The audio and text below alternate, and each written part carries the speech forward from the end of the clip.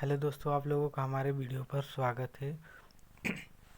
बने रहिए इस वीडियो पर। हम आप लोगों के लिए बताना चाहता हूं कि व्याकरण के जो भी सेक्शन है उन लोगों को मैं अच्छे से प्रोवाइड करना चाहता हूं, तो इसलिए आप लोग इस वीडियो में अंत तक बने रहें। और जिस भी प्रकार का आप लोगों को वीडियो चाहे उस भी प्रकार का हम आपको वीडियो दे सकते हैं। तो हम लोग सबसे पहले व्याकरण का शुरुआत करते हैं। तो यहाँ पर सबसे पहले व्याकरण है हम लोगों का शब्दों में सूक्ष्म अंतर। तो यहाँ पर हम लोग सबसे पहले जानेंगे शब्दों में सूक्ष्म अंतर। जैसे आप लोग देख सकते हैं कि यहाँ पर है अस्त्र। अस्त्र जो है, अस्त्र है जो कैसा हो चीज़ है। जो अस्त्र और शस्त्र में हम लोग जानेंगे कि अस्त्र और शस्त्र किसे किसे कहते हैं। बहुत ही छोटे छोटे अंतर हैं, आप लोगों को समझना बहुत ही आवश्यक है। तो इसलिए मैं बताना चाहता हूँ। तो आप लोग देख सकते हैं जो अस्त्र होता है वो फेंक कर चलाने जाने वाला अस्त्र है। जैसे आप लोग कह सकते हैं कि हथियार है जो आप लोग कह सकते हैं परमाणु बम है, बारूद है, बम है, उसको आप लोग कह सकते हैं। और शस्त्र हाथ से चलाने वाला हथियार है, जिसे में आप लोग कह सकते हैं भाला। मान लीजिए एक ही उदाहरण आप लोगों के लिए काफ़ी है, और जो भी उदाहरण आप लोगों को आ रहा होगा उसको आप लोग भी कमेंट में ज़रूर बताएं। अब यहाँ पर देखिए छोटी ली की मात्रा है, इसलिए अली। अली का मतलब हो गया भौरा, और दूसरा बड़ी ली की मात्रा हो गया, बड़ी ई का मात्रा से हो गई अली का मतलब सखी। अब यहाँ पर आप लोग फिर से देख सकते हैं अन्न। अन्न मतलब होता है अनाज, और दूसरा अन्य मतलब होता है दूसरा। मैं आप लोगों को बताना चाहता हूँ कि ये जो भी हम आप लोगों को बता रहा हूँ ये बहुत ही इम्पोर्टेंट है, इसलिए हम चाहेंगे कि आप लोग भी इसी प्रकार आप लोग कापी में लिख कर अच्छे से याद कर लीजिएगा। अपने नोट डाउन वाले कापी में आप लोगों को अच्छे से इसको लिख कर याद कर लीजिएगा। अब दूसरा हम लोग देखेंगे तो दूसरा हम लोगों का है यहाँ पर पुरुष। पुरुष मतलब हो जाता है आदमी, और उसी प्रकार हो जाता है परुष। परुष का मतलब हो जाता है कठोर। यहाँ पर फिर देख सकते हैं ग्रह। ग्रह का मतलब हो जाएगा सूर्य, चंद्र आदि। और गृह। गृह का मतलब हो जाएगा घर। अब यहाँ पर देख सकते हैं जलद। जलद का मतलब हो जाएगा बादल, और दूसरे जलद का मतलब हो जाएगा कमल। यहाँ पर देखिए बहुत छोटा छोटा अंतर है, इन्हीं अंतरों को आप लोगों को अच्छे से देखना है। अब यहाँ पर देख सकते हैं बहन। बहन का मतलब हो जाएगा बहिन, और वहन का मतलब हो जाएगा ढोना। अब इसी प्रकार आप लोग यहाँ पर फिर से देख लीजिए। यहाँ पर है जलद। जलद का मतलब हो जाएगा बादल, और जल्दी। जल्दी का मतलब हो जाएगा समुद्र। यहाँ पर भी देख सकते हैं अभय। अभय का मतलब हो जाएगा निडर, और उभय उभय उभय का मतलब हो जाएगा दोनों। श्रवण। श्रवण मतलब हो जाएगा आप लोगों का कान, और श्रवण हो जाएगा भिक्षु। भिक्षु मतलब जो मांगते हैं। और यहाँ पर देख सकते हैं फिर से वसन। वसन मतलब हो जाएगा वस्त्र, और व्यसन। व्यसन मतलब हो जाएगा आप लोगों का आदत, जो हम लोगों की आदत हम लोग बनाए हुए हैं। सुबह सुबह को उठने के लिए कहते हैं और उठते भी नहीं हैं। अब यहाँ पर देख सकते हैं पयोध। पयोध का मतलब हो जाएगा बादल, और पयोधी का मतलब हो जाएगा आप लोगों का समुद्र। इसी प्रकार अम्बुज। अम्बुज का मतलब हो जाएगा कमल, और अम्बुद। अम्बुद का मतलब हो जाएगा बादल। आप लोगों जिनको जिनको आ रहा है वो लोग, उनके लिए तो अच्छी बात है, उनके लिए तो आप लोग समझिए कि आप लोग वो लोग दोहरा रहे हैं। लेकिन जिन जिन लोगों को नहीं आ रहा है वो लोग, हम चाहेंगे कि वो लोग अपने कापी रफ में लिख कर अच्छे से नोट डाउन करके याद कर लें, ताकि आप लोगों को बहुत ही आसानी पड़े। क्योंकि जो भी मैं बता रहा हूँ ये बोर्ड एग्ज़ाम से रिलेटिव है, और बोर्ड एग्ज़ाम में हर बार पूछा जाता है, और इनसे बाहर कुछ भी नहीं पूछा जाता। आप चाहें तो आप लोग बोर्ड एग्ज़ाम का हर कापी को देख सकते हैं। अब दूसरा अचार। अचार का मतलब हो जाएगा मुरब्बा, और दूसरा है आचार। आप लोग देख सकते हैं कि कितना इसमें अंतर है। अब बस बहुत छोटा छोटा है अंतर। दूसरा आचार का मतलब हो जाएगा आचरण। इसी प्रकार अंश। अंश मतलब हो जाएगा हिस्सा, और अंश मतलब पहले अंश का हो जाएगा हिस्सा, और दूसरे अंश का हो जाएगा कंधा। इसी प्रकार देख सकते हैं आप लोग अंश। अंश मतलब हो जाएगा भाग, और दूसरा अंशु मतलब हो जाएगा किरण। आप लोगों को इनको अच्छे से देखकर आप लोग याद कर लीजिएगा। और जिनको भी आप लोगों को चाह रहा होगा, अगर इसका स्क्रीन शॉट आप लोगों को चाहिए या फिर इसका नोट डाउन चाहिए, तो आप लोग हमें अपना व्हाट्सएप नंबर दे सकते हैं, ताकि हम आपको इन सभी का नोट्स प्रोवाइड आपके पास कर सकूं। तो आप लोग कमेंट में हमें बता सकते हैं, अपना नंबर दे सकते हैं। तो अब इसी प्रकार हम लोग चलते हैं दूसरे व्याकरण की तरफ। तो हमारा दूसरा व्याकरण है अनेकार्थी शब्द। एक ही शब्द के अनेक अर्थ। अनेकार्थी शब्द का मतलब यही मतलब होता है। यहाँ पर आप लोग देख सकते हैं, यहाँ पर है अंबर। अंबर को हम लोग किस किस नाम से जानते हैं? अंबर को वस्त्र नाम से जानते हैं, आकाश नाम से जानते हैं, इसको हम लोग कह सकते हैं। अनेकार्थी मतलब पर्यायवाची शब्द। यहाँ पर अली, अली का मतलब हो जाएगा भौरा, सखी, बिच्छू। और कनक, कनक मतलब हो जाएगा सोना, धतुरा। और इस प्रकार गुरु, गुरु का मतलब हो जाएगा अध्यापक और बड़ा। दल, दल का मतलब हो जाएगा समूह, पंता। हार, हार का मतलब हो जाएगा पराजय, गले का हार। हार का मतलब हो जाएगा पराजय और दूसरा हो जाएगा गले का हार। इसको आप लोगों को अच्छे से याद करना है। आप लोग बस वीडियो में देखिए मत, आप लोग हो सके तो पेन कापी लेकर लिखना भी कोशिश कीजिए, क्योंकि आप लोगों को जो भी मैं बता रहा हूँ वो सब बोर्ड एग्जाम के लिए बहुत ही महत्वपूर्ण है। और दूसरा आप लोग यहाँ पर 7वां नंबर देख सकते हैं जलद। जलद का मतलब हो जाएगा बादल और समुद्र। इसी प्रकार नग, नग का मतलब हो जाएगा पर्वत, नगीना, वृक्ष। और पतंग, पतंग का मतलब हो जाएगा सूर्य। और यहाँ पर जो लिखा हुआ है यहाँ पर हो जाएगा पृथ्वी। पयोधर, पयोधर का मतलब स्तन और दूसरा हो जाएगा बादल। यहाँ पर मधु, मधु का मतलब हो जाएगा शहद और दूसरा शराब। आप लोगों को मित्र वाले को कमेंट करके बताना है 12 नंबर का। इसी प्रकार अनेकार्थी शब्द के लिए यहाँ पर और देख सकते हैं वर, वर मतलब श्रेष्ठ, दूल्हा, वरदान। और सर, सर मतलब तालाब, बाढ़। नीरज, नीरज मतलब नीरज का परिभाषा हो जाएगा जलज, अम्बुज, कमल। और यहाँ पर चंद्रमा, चंद्रमा का मतलब चंद्रमा को किस किस नाम से जाना जाता है? एक के अनेक नाम, अनेकार्थी शब्द इसी को कहते हैं। चंद्रमा को हम लोग शशि, चांद्र, चांद और चंद्र के नाम से भी जानते हैं। और यहाँ पे एक सुधांशु भी होता है जिसको हम नहीं लिखे हैं, उसको भी आप लोग नोट डाउन कर सकते हैं। अग्नि, अग्नि को हमको किस किस नाम से जानते हैं? आग, पावक, अनल। इन 3 नाम से जानते हैं। आप लोगों को इनको अच्छे से याद कर लेना है, क्योंकि ये सब बहुत ही इम्पोर्टेंट है। क्योंकि अग्नि और चंद्रमा को बहुत ही पूछा जाता है, कोई भी पूछ लेता है। और यहाँ पर जलद, जलद का मतलब हो जाएगा बादल और समुद्र। तात, तात का मतलब हो जाएगा पिता, पूज्य, भाई, मित्र। वन, वन का मतलब हो जाएगा जंगल, किरण, वाटिका, मकान। और यहाँ पर जनक, जनक मतलब राजा, पिता, जनक। अनंत, अनंत मतलब आकाश, अंतहीन। इसी प्रकार आप लोग देख सकते हैं कि आप लोगों को 2 नंबर का जो था वो लोग आप लोगों को मिल गया है। पहला हुआ शब्दों में सूक्ष्म अंतर और दूसरा हुआ अनेकार्थी शब्द। तो आप लोगों को इसको अच्छे से नोट डाउन कर लीजिएगा ताकि आप लोगों को किसी भी प्रकार का दिक्कत न हो। तो अब हम लोग चलते हैं तीसरे व्याकरण की तरफ। तो तीसरा हमारा व्याकरण है अनेक शब्दों के लिए एक शब्द। जैसे हम लोग बहुत बड़े चीज़ को हम लोग बहुत छोटी सब चीज़ में कैसे बताते हैं? जैसे जो ईश्वर पर उसे हमें क्या कहते हैं? तो उसे हम लोग कहते हैं आस्तिक। और जिसे काटा न जा सके उसे हम अकाट्य कहते हैं। जो पढ़ना लिखना जानता हो उसे हम कहते हैं साक्षर। जो शिक्षा देता है उसे हम लोग कहते हैं शिक्षक। और जिसकी गणना न की जा सके अगणित। जो कभी जन्म नहीं लेता वो अजन्मा। जिसको ईश्वर में विश्वास न हो उसे हम लोग कहते हैं नास्तिक। जानने की इच्छा रखने वाला को क्या कहते हैं? उसको जानने वाले इच्छा को रखने वाले को हम लोग कहते हैं जिज्ञासु। 100 वर्ष का समय शताब्दी कहलाता है।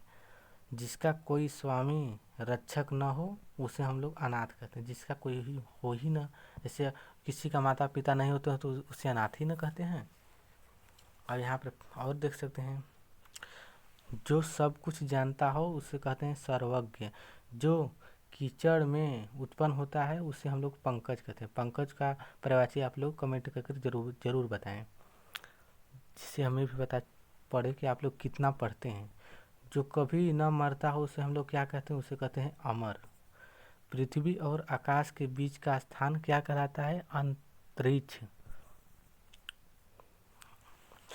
जिसका कोई अंत न हो उसे हम लोग उसे अनंत कहते हैं।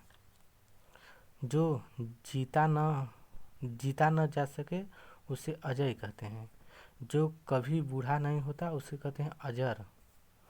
जिसका ज्ञान कम हो उसे कहते हैं अल्पज्ञ। इस प्रकार आप लोग देख सकते हैं कि आप लोग 6 मार्क्स आप लोगों का तैयार हो चुका है। इसलिए मैं चाहूँगा कि आप लोग इसको अच्छे से नोट डाउन जरूर करिएगा, ताकि आप लोगों को किसी भी प्रकार का दिक्कत न हो। अब यहाँ पर आप लोग देखेंगे वाक्यों में त्रुटि मार्ग कि मतलब आप लोगों को वाक्यों में कितना गलती है, कहाँ पर गलती है उसको पहचानना है और उसको अच्छे से लिखना है। तो यहाँ पर आप लोग देख सकते हैं, इसको मैं आप लोगों के लिए ही लेकर आया हूँ। यहाँ पर पहला देखिए कि वाक्यों में त्रुटि मार्ग। यहाँ पर आप लोग देखेंगे कि राम और श्याम बातचीत कर रहा है। यहाँ पर आप लोग देखेंगे तो पढ़ने में कितना बेकार भद्दा सा लग रहा है कि राम और श्याम बातचीत कर रहा है। अगर कर रहा है मतलब कर रहे हैं तो उसको भी कर सकते हैं। तो यहाँ पर आप इसको शुद्ध और साफ शब्दों में कहेंगे राम और श्याम बातचीत कर रहे हैं। हम लोग बता रहे हैं किसी को तो कर रहा है ये थोड़ा ना करें, कर रहे हैं। छोटे हो या बड़े उसको अच्छे से कहेंगे तो अच्छे से सुनने में और कहने में बहुत अच्छा लगता है। अब यहाँ पर देखिए पुत्री पराया धन होता है। यहाँ पर पढ़ने में ही अच्छा नहीं लग रहा है, तो इसको आप लोग अच्छे से कहेंगे पुत्री पराया धन होती है। यह सही है, क्योंकि ती जो है वो लड़की के लिए भी है। इस प्रकार यह हमारा सही होता है। अब यहाँ पर आप लोग देखिए कि यहाँ पर लिखा हुआ है टक्कर ही उसका नहीं, टक्कर लगते ही उसका प्राण निकल गया। टक्कर लगते ही उसका प्राण निकल गया। अब इसको आप लोगों को अच्छे से लिखना है। जैसे कि आप लोगों को बोर्ड एग्जाम में यहाँ पर आ गया कि टक्कर लगते ही उसका प्राण निकल गया, तो देखने में तो लग रहा है, लेकिन आप लोगों को इसमें कुछ चेंजिंग करना होगा, तभी आप लोगों को 2 नंबर मिलेगा। अन्यथा ऐसे ऐसे थोड़ा ना मिलेगा। इसमें ज़रूर आप लोगों को थोड़ा ही चेंजिंग करना है, लेकिन आप लोगों को ज़रूर करना है। जहाँ पर आप लोगों को लगे कि यहाँ पर चेंजिंग करने से यह बन सकता है, तो आप लोगों को वहाँ पर चेंजिंग कर देना है। जब न समझ में आए तब यहाँ पर आप लोग देखेंगे तो टक्कर लगते ही उसका प्राण निकल गया। यहाँ पर लग रहा है कि इसमें कुछ भी चेंजिंग नहीं, लेकिन आप लोग यहाँ पर आप लोग देख सकते हैं टक्कर लगते ही उसका प्राण निकल गए। यहाँ पर देखें गया और गए, बस बात खत्म। 2 नंबर हम लोगों का मिल गया। मेरा बड़ा भाई आ रहा है। यहाँ पर इसको 2 बार हम लिख दिए हैं, इसको आप लोग काट लीजिएगा। मेरा बड़ा भाई आ रहा है, तो इसको भी यह सही लग तो रहा है, लेकिन इसमें भी कुछ हम लोगों को चेंजिंग करना होगा ताकि हम लोगों को 2 नंबर मिल सके। तो इसलिए हम लोग इसमें कर देंगे मेरे बड़े भाई आ रहे हैं। कितना अच्छा लग रहा है। इसी प्रकार यहाँ पर देखिए अध्यापक कक्षा में पढ़ा रहा है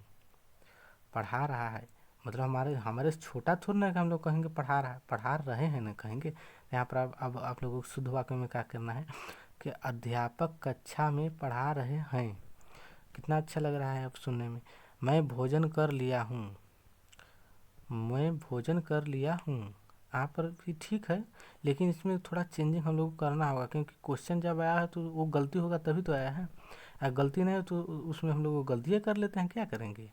तो मैंने भोजन कर लिया है। मैंने भोजन कर लिया है और क्वेश्चन क्या था, मैं भोजन कर लिया हूँ। मैंने भोजन कर लिया है। आप लोग देख ही सकते हैं कि दोनों में तो थोड़ा थोड़ा कंडीशन चेंज है, बस आप लोगों को थोड़ा उसमें चेंज करना है। आप लोगों का 2 नंबर आप लोगों को हाथे में होगा। उसी प्रकार आप लोग देख सकते हैं मैं लड़के को पढ़ाया हूँ। मैं लड़के को पढ़ाया हूँ, तो यहाँ पर लड़के को पढ़ाया हूँ, तो आप लोगों यहाँ पर इसको शुद्ध वाक्य में क्या कह सकते हैं कि मैंने लड़के को पढ़ाया है। कितना अच्छा लग रहा है सुनने में। और यहाँ पर आप लोग देखेंगे कि सूर्य पूरब में निकलता था। अरे निकलता था नहीं, निकलता है। ऐसे ही आप लोगों को पता हो गया कि यहाँ पर निकलता था नहीं, वो था का मतलब बीता हुआ। अब क्या नहीं निकलता है, अब भी निकलता है, इसलिए हम लोग कहीं अंतिम में लगा देंगे है। बस हम लोगों का 2 नंबर तैयार हो जाएगा तुरंत। इस प्रकार आप लोग देखेंगे कि 4 से 8 नंबर आप लोगों का हो गया है।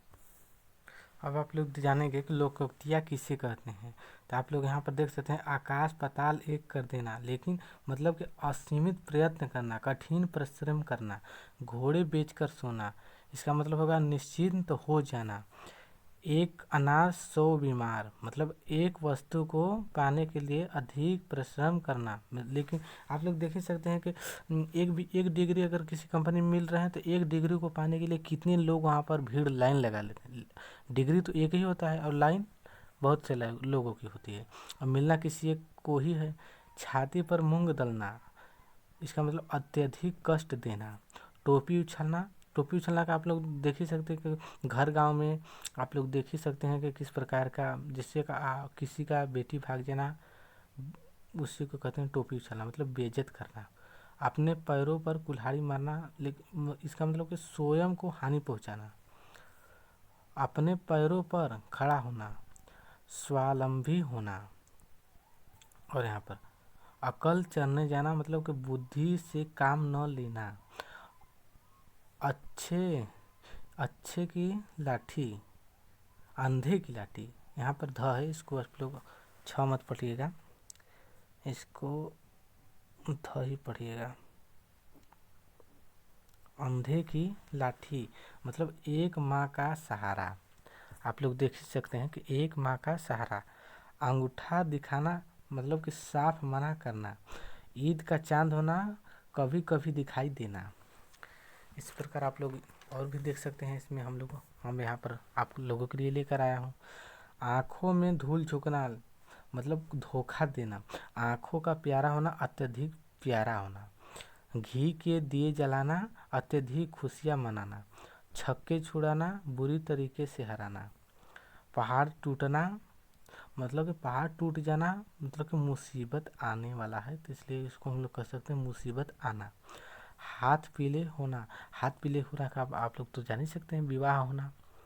और कीचड़ उछालना मतलब कि आप लोग कीचड़ उछालना का मतलब दोषी लगाना होता है, लेकिन आप लोगों को मैं कैसे बताऊं, जान दीजिए, बस दोष लगाना। आप लोग तो समझ ही सकते हैं कि इससे कैसे होता है दोष लगाना। और गागर में सागर भरना मतलब कि आप किसी भी बड़ी चीज़ को संक्षेप में, मतलब जितना हो सके छोटा करके बताएं, उससे हम लोग कहते हैं संक्षेप में बताना। तो इसको गागर में सागर भरना यानी कि संक्षेप में बताना।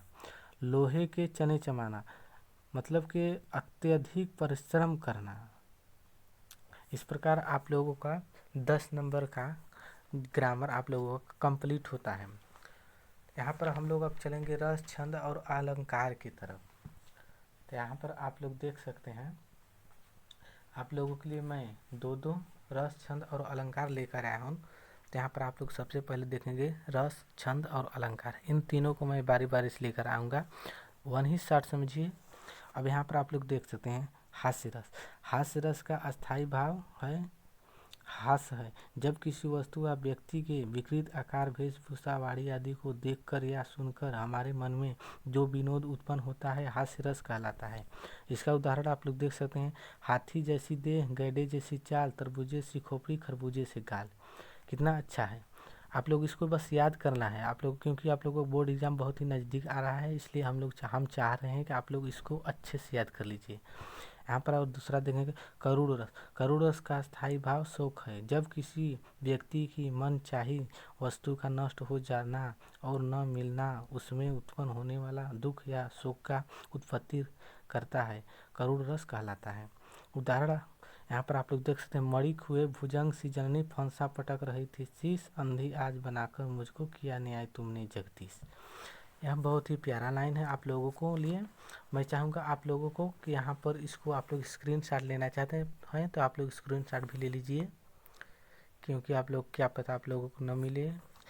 कितने भाई लोगों के पास तो हम देखे हैं कि उन लोगों के पास किताब भी नहीं होता है, इसलिए हम चाहते हैं कि आप लोग अगर किताब ना हो तो हम तो दे तो नहीं सकते, लेकिन आप लोगों के लिए लेकर आ सकता हूँ।